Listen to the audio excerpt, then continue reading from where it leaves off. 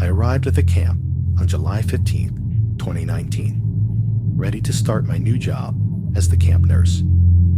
The drive through the dense Pennsylvania woods felt serene, with towering trees lining the narrow road.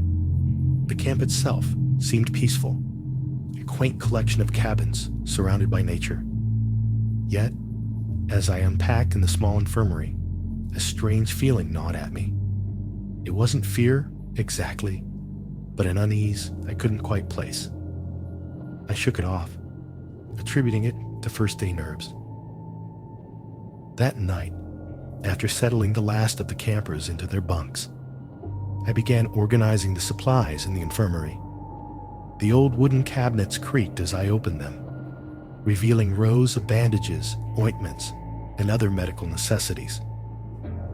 As I reached the back of the cabinet, my hand brushed against something unusual, an old dusty box tucked away in the shadows. The label, faded but still legible, read, "Do not open." A chill ran down my spine, but curiosity got the better of me. I hesitated for a moment, then pried open the box.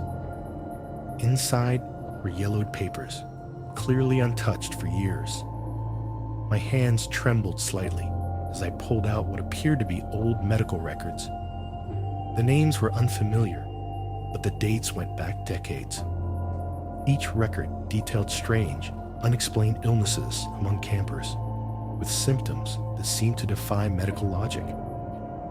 My heart raced as I scanned the pages, a sense of dread growing with each line I read. As I closed the box and pushed it back into the cabinet, I tried to convince myself that it was nothing, just old files from a different time. But the unease lingered, growing stronger as the night wore on. I couldn't shake the feeling that something wasn't right in this camp, something hidden just beneath the surface, waiting to be discovered. The next morning, I couldn't stop thinking about the old records. As I made my rounds, checking on the campers, the thought kept gnawing at the back of my mind. The day passed uneventfully, but that evening, as I sat in the quiet infirmary, I decided to take another look at the files.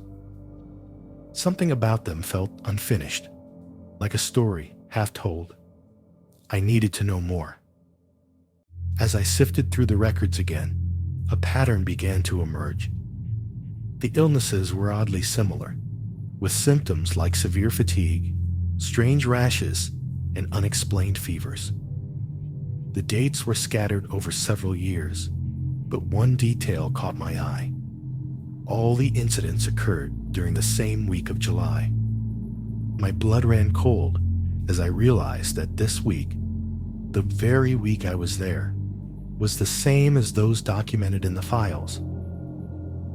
A sense of urgency gripped me. The following days only fueled my anxiety. A few campers started complaining of headaches and dizziness. At first, I brushed it off as typical summer camp ailments: heat, dehydration, maybe a touch of homesickness. But the symptoms persisted and even worsened. When one camper developed a strange rash on her arm, identical to the ones described in the records, panic began to set in. I couldn't help but see the parallels between the past and present. That night, sleep eluded me. Every creak of the old cabins, every rustle of the wind through the trees seemed magnified in the stillness.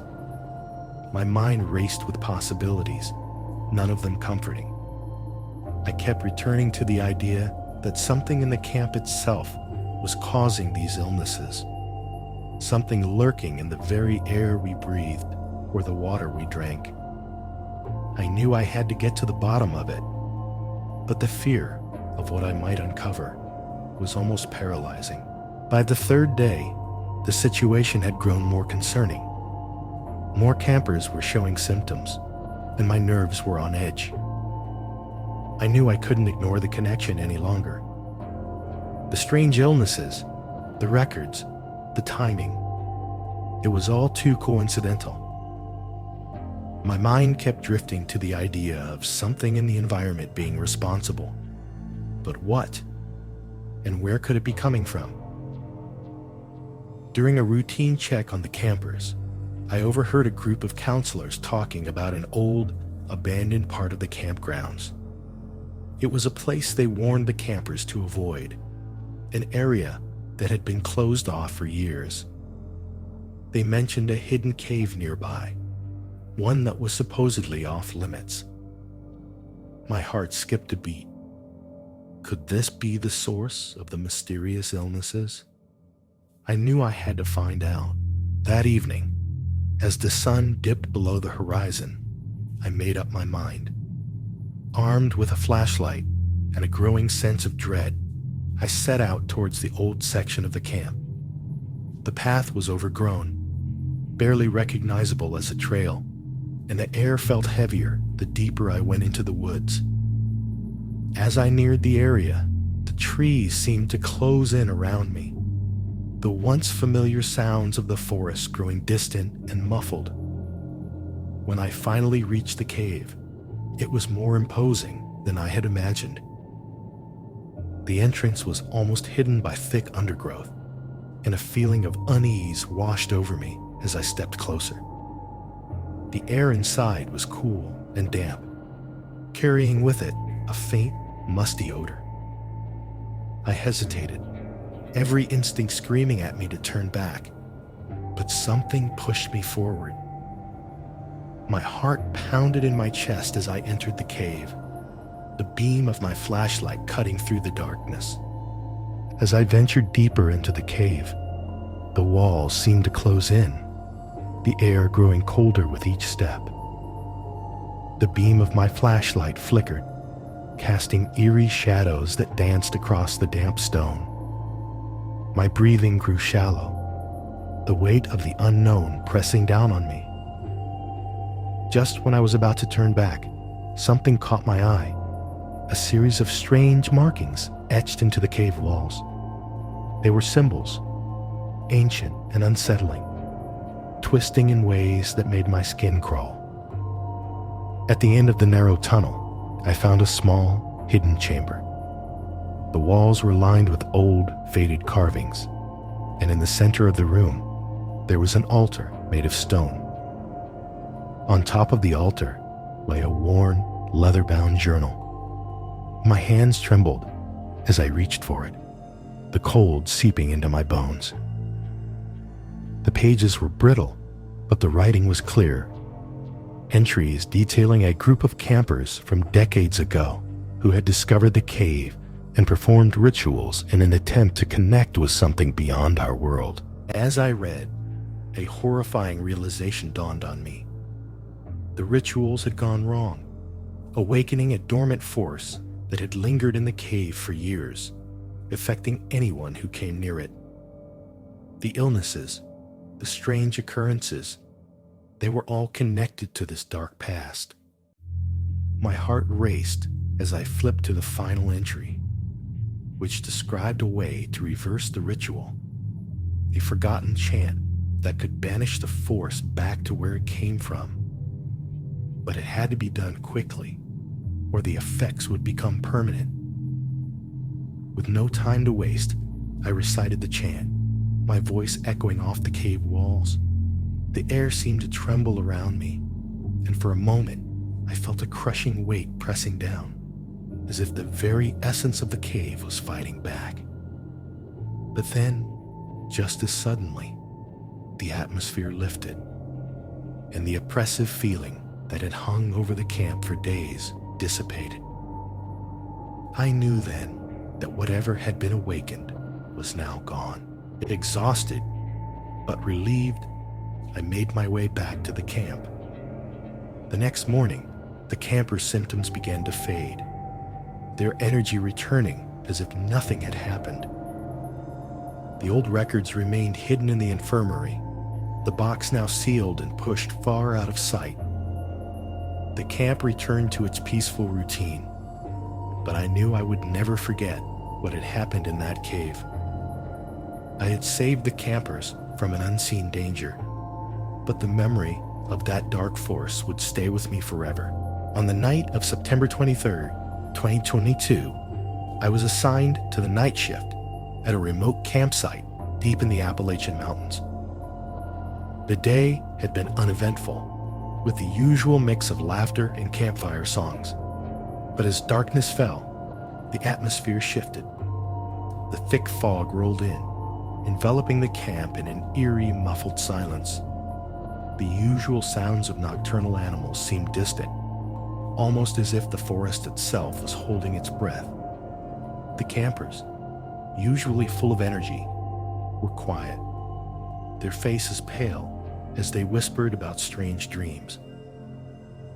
As I made my rounds, checking on each tent, I couldn't shake the feeling of being watched. The fog was so dense that my flashlight barely pierced through it, casting long shadows that seemed to move on their own. One by one, I counted the campers, all except one. Panic gripped me as I realized that one of the younger boys, Timmy, was missing. I scanned the area, calling his name, but the only response was the eerie rustling of the leaves. I quickly gathered the other counselors, and we spread out to search the campsite. My heart pounded as I ventured further into the fog, my footsteps echoing in the stillness. As I approached the edge of the camp, I noticed a faded, weathered sign barely visible through the mist. It pointed towards an old trail with the words "Abandoned Cabin" scrawled across it. A sense of dread washed over me, but something told me this was where I needed to go. With growing fear, I followed the trail, the path almost hidden beneath years of overgrowth. The silence was oppressive, broken only by the crunch of leaves underfoot. The fog seemed to thicken, wrapping around me like a suffocating blanket as I approached the cabin.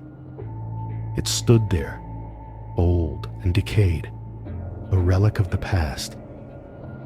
The door was locked, but I could hear faint, strange whispers coming from inside, sending chills down my spine.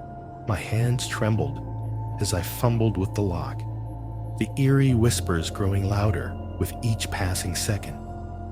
The old cabin door creaked open, revealing a dark interior, thick with dust and decay.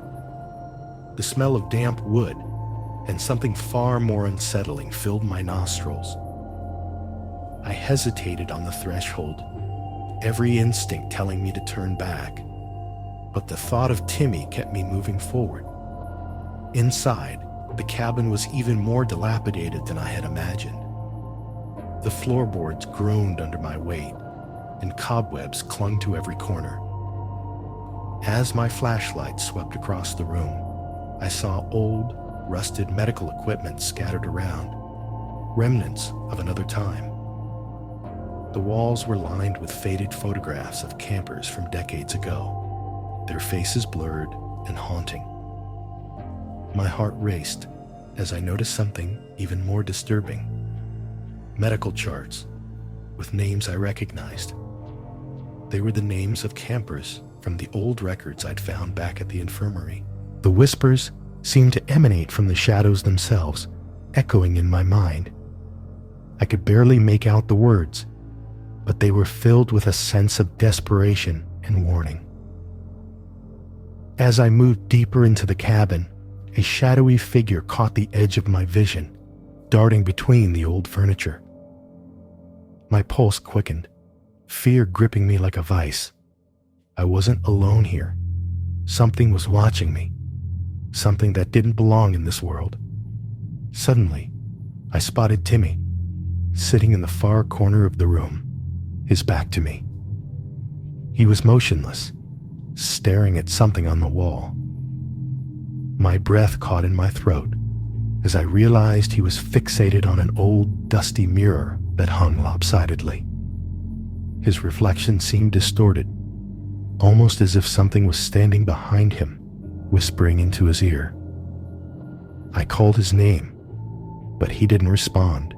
His eyes locked onto the mirror's surface, lost in some kind of trance. I rushed to Timmy's side, my heart pounding in my chest. Up close, the air around him felt thick, almost suffocating, as if something unseen was wrapping itself around both of us. His eyes were wide, unblinking, reflecting the mirror's distorted image.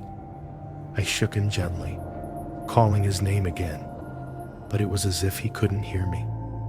His face was pale, drained of all color, and I could see the fear in his eyes, though he remained frozen in place. The whispers grew louder, filling the room with their haunting cadence. I couldn't make out the words, but their intent was clear. Something was trying to keep Timmy entranced, something dark and malevolent. Desperation surged within me as I grabbed a nearby cloth and threw it over the mirror. As soon as the mirror was covered, the atmosphere shifted. The oppressive weight lifted slightly, and the whispers faded into a faint, distant echo. Timmy blinked, his gaze finally breaking from the mirror. He looked up at me, confused and frightened, as if waking from a terrible nightmare. I could see tears welling up in his eyes as he clung to me, his small body trembling. I held him tightly, trying to soothe him, but the fear gnawing at the back of my mind wouldn't let go.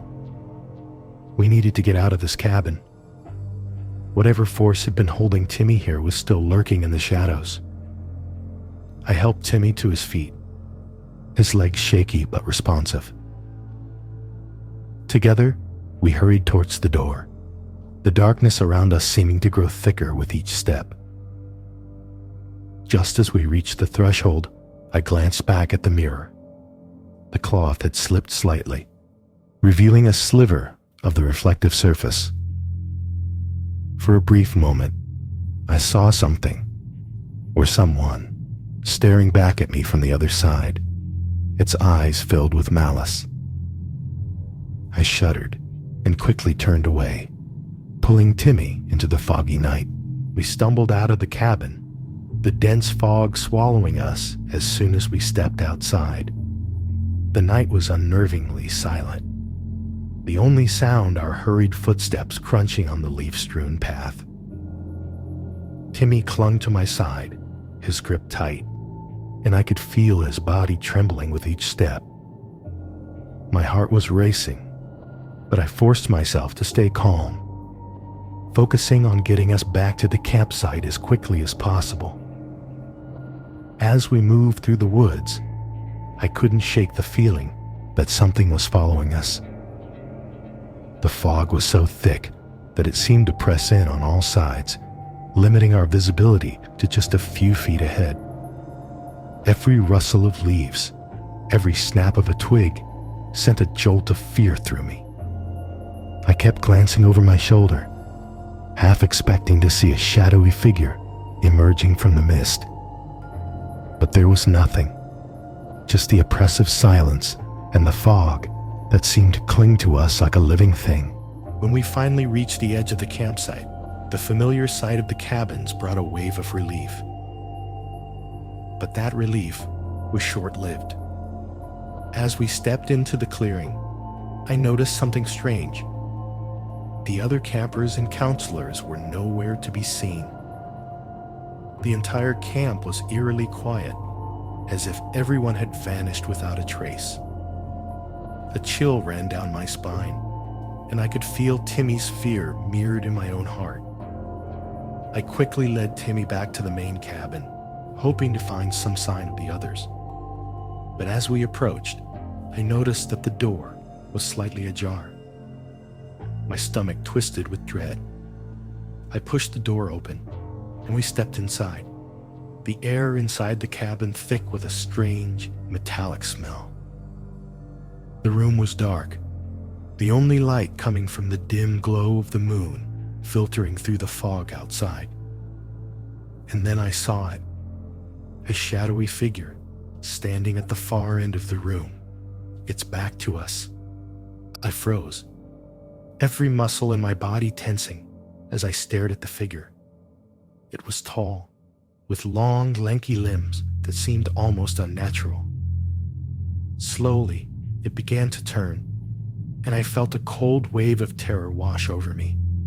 But before it could fully face us, the figure suddenly dissolved into the shadows, leaving nothing but an empty space where it had stood. The room was silent once again, but the sense of unease lingered, as if the presence had only retreated, waiting for another opportunity to strike. I quickly gathered Timmy in my arms and left the cabin, the two of us racing back to the safety of the main camp. We found the other campers and counselors huddled together in the center of the campgrounds, all of them looking as though they had just woken from a shared nightmare. No one spoke of what had happened that night, but the memory of the cabin, the whispers, and the shadowy figure stayed with me long after we left the camp. As we packed up the next day, I couldn't help but glance back at the forest, wondering if we had truly escaped whatever haunted that place, or if it was still out there, watching, waiting for its next victim. On the night of October 7, 2023, I was tasked with the final watch at a nearly deserted camp near a large, mist-covered lake in Oregon. The summer season had ended, and most of the campers and staff had already gone home. The campgrounds were eerily quiet, with only a handful of us left to close things down for the winter. The crisp autumn air carried a sharp, cold edge, and the sky was overcast, making the already dim light from the setting sun seem even more fleeting. A sense of melancholy hung over the place, as if the camp itself was mourning the end of the season. As I walked through the empty cabins, the only sounds were the crunch of leaves underfoot and the occasional creak of wood settling in the cool evening air. The lake, usually a place of joy and laughter, now looked ominous, the still water reflecting the dull gray of the sky. I paused at the shore, staring out at the water, when I noticed something that made my heart skip a beat. A figure standing in the shallows, just a few feet from the edge. It was barely visible through the thickening fog, but there was no mistaking it. Someone, or something, was there. I blinked, and the figure was gone, leaving only the ripples on the surface of the water as evidence that anything had been there at all.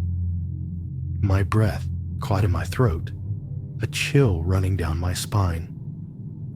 I tried to convince myself that it was just a trick of the light, or maybe my imagination playing tricks on me after a long day.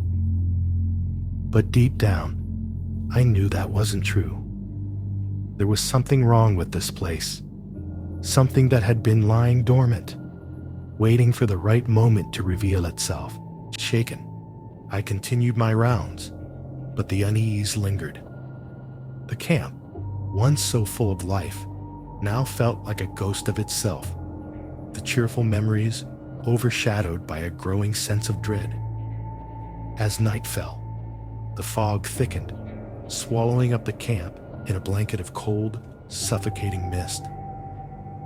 I couldn't shake the feeling that the figure I had seen wasn't just a figment of my imagination. It felt like a warning, a sign that something was coming, something I couldn't escape.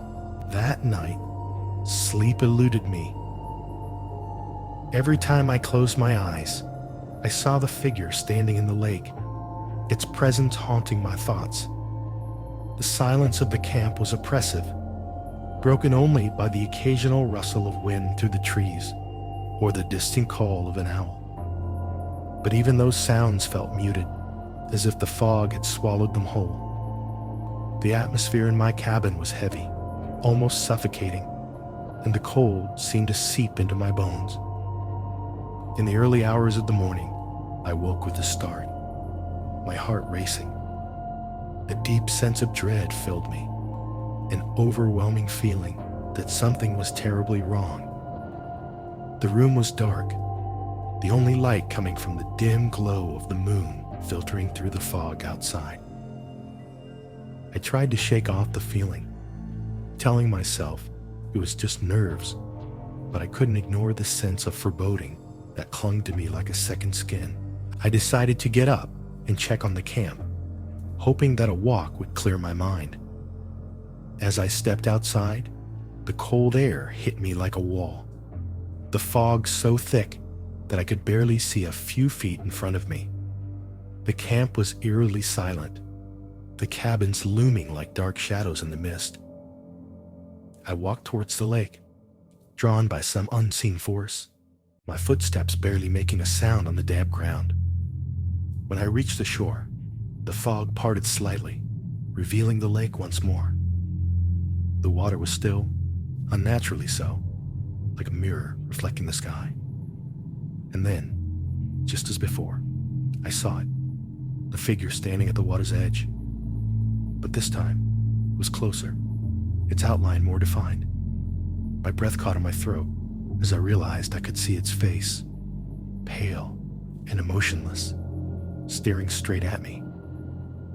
It was a young boy, his eyes hollow, filled with a sadness that pierced through the fog and straight into my soul. My heart pounded in my chest as I took a step back, but the boy didn't move. He just stood there, watching me with those empty eyes, as if waiting for something. I opened my mouth to call out, but no sound came. The fear was paralyzing, rooting me to the spot. And then just as quickly as he had appeared, the boy turned and walked into the lake, his figure disappearing beneath the water without a ripple, leaving me standing alone on the shore, trembling with fear. I stood there for what felt like an eternity, my mind racing to make sense of what I had just witnessed. The boy's face, those hollow eyes, haunted me. I wanted to believe it was a dream, some figment of my exhausted mind, but it felt too real. The cold air, the fog, the way he vanished into the lake, it all lingered in my senses, too vivid to dismiss. My legs felt heavy as I finally forced myself to turn away from the lake and head back to the camp. The walk back to the cabin was slow, my feet dragging as if the weight of what I'd seen was pulling me down. The fog seemed thicker now, almost tangible, like a blanket wrapped around me. Each step felt harder than the last, and the oppressive silence only added to the tension coiling in my chest. I kept glancing over my shoulder, half expecting to see the boy following me, but the path behind me was empty. When I reached the cabin, I hesitated at the door, my hand hovering over the handle. Something inside me didn't want to go back in, didn't want to face the darkness that awaited me. But the cold outside was biting, and I knew I had no choice. As I pushed the door open, a cold draft swept past me, as if the cabin itself had exhaled a breath it had been holding. I stepped inside, the wooden floor creaking under my weight, and closed the door behind me, shutting out the fog, but not the unease that clung to me. Sleep was impossible. Every time I closed my eyes, I saw the boy's face, his empty gaze piercing through the darkness. I kept replaying the moment he walked into the lake, the water swallowing him up without a trace. Questions swirled in my mind. Who was he? Why was he here? And why did it feel like he was trying to tell me something? The fear gnawed at me, a cold, relentless knot in the pit of my stomach. I couldn't shake the feeling that whatever had drawn him to the lake was now reaching out to me, pulling me into its cold, dark depths. As the hours ticked by, the oppressive weight in the cabin grew heavier. The air felt thick, hard to breathe, and I found myself glancing at the window, half expecting to see the boy's face staring back at me. But there was nothing, just the thick fog pressing against the glass, silent and suffocating. The fear was overwhelming, but I knew I couldn't stay there, couldn't let it consume me. I had to find out what had happened to that boy, why he was haunting the camp, and more importantly, what he wanted from me. Determined to find answers, I waited until the first light of dawn began to filter through the fog. The camp was still shrouded in mist, but the faint light gave me a sense of direction. I couldn't ignore the pull toward the lake, as if something or someone was beckoning me back.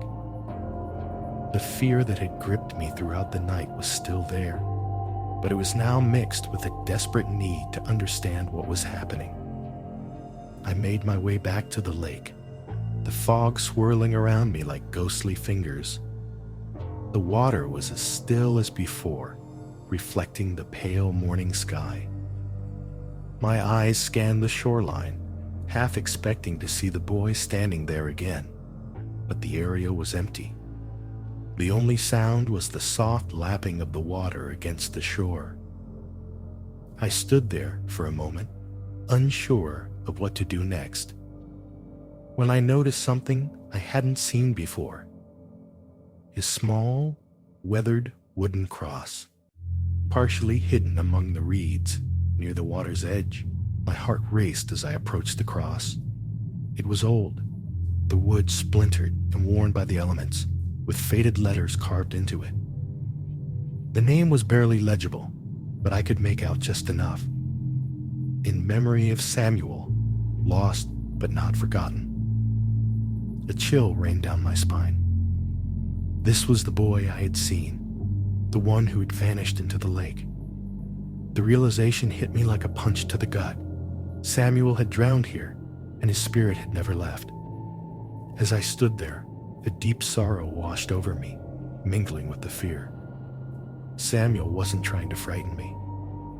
He was reaching out for help, trapped between worlds, unable to find peace. My heart ached for him, for the life he had lost, and the years he had spent alone in this place. I knelt beside the cross, my fingers brushing the rough wood, and whispered a quiet prayer, hoping to offer him some semblance of comfort. The air around me seemed to shift, the fog thinning slightly, as if acknowledging my gesture. For the first time since arriving at the camp, I felt a sense of calm, as if Samuel's presence had finally been acknowledged. I stood up, feeling the weight of the night lift from my shoulders. As I turned to leave, I glanced back at the lake one last time. The water was calm, and for a brief moment, I thought I saw a faint ripple on the surface, as if someone was waving goodbye. The rest of the day passed in a blur. I finished my duties at the camp, the memories of the previous night lingering in my mind. As I packed up to leave, I felt a strange sense of closure, as if Samuel had finally found the peace he'd been searching for. But the sorrow remained, a quiet reminder of the boy who had been lost but not forgotten. I knew I would never forget him, or the haunting, lonely figure that had appeared to me in the fog. As I drove away from the camp, the fog finally began to lift, revealing a clear blue sky, a sign perhaps that Samuel had finally found his way home.